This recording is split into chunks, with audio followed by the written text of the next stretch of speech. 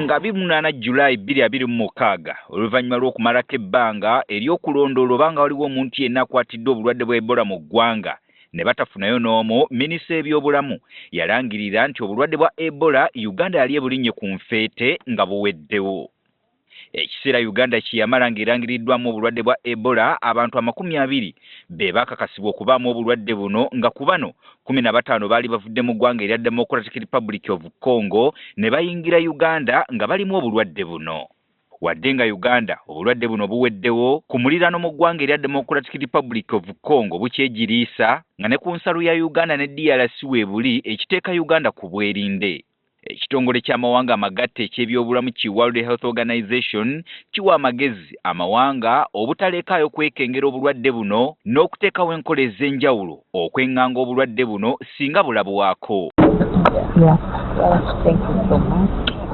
Kati olwaleero ekitongole ki AIDS Health Care Foundation AHF kiwaddeyo ebintu eby'enjawulo ebyeyambisibwa mu kukebera obulwadde bw'Ebola eri minisitule y'ebyobulamu okuyambako mu nteekateeka ey'okwerinda obulwadde buno. Dr. Susan Nabadda, kaminsona avunaanyizibwa ku zirabalatole wamu n'okukebera endwadde mu minisitule y'ebyobulamu wano waasinzidde n'asaba bannayuganda okusigala nga beekengera obulwadde buno obw'Ebola. Uganda twanawunsinga nti tetukyalina Ebola, we are Ebola free, naye banneighbours baffe bakyalina Ebola ate obulwadde tebumanyi borders. Kati mu kaseera tulina okubeera nga tukeeping on nga tuli prepared tutestinga okulaba oba waliwo obulwadde bwonna obuyinza okukrossinga. Atubuulidde nti ebintu bino bagenda kubyeyambisa okukebera abantu bonna abayingira eggwanga Uganda okuva mu Democratic Republic of Congo.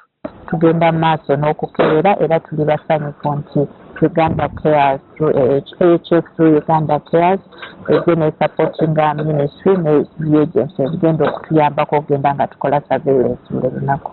Dr. Keti Samula amyuka senkulu w'ekitongole ki AIDS Health Care Foundation AHF mu Africa agamba nti balina essuubi nti ebintu bino bye bawaddeyo ebiwemmensa obukadde bwa shilingi za Uganda obusoba mu 140 bigenda kweyambisibwa bulungi.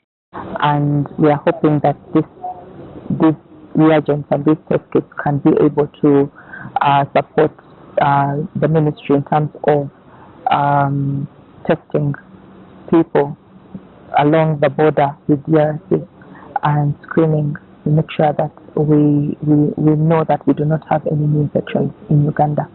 Uganda emaze ebbanga ng'ejja yeetozirana n'obulwadde buno obwa Ebola ng'enfunda eziwera buzibalukawo mu mwaka ogwa 2000 mu 2007 bwaliwo mu mwaka ogwa 2011 ne 2012 mu 2022 ate ne mu mwaka guno ogwa 2026.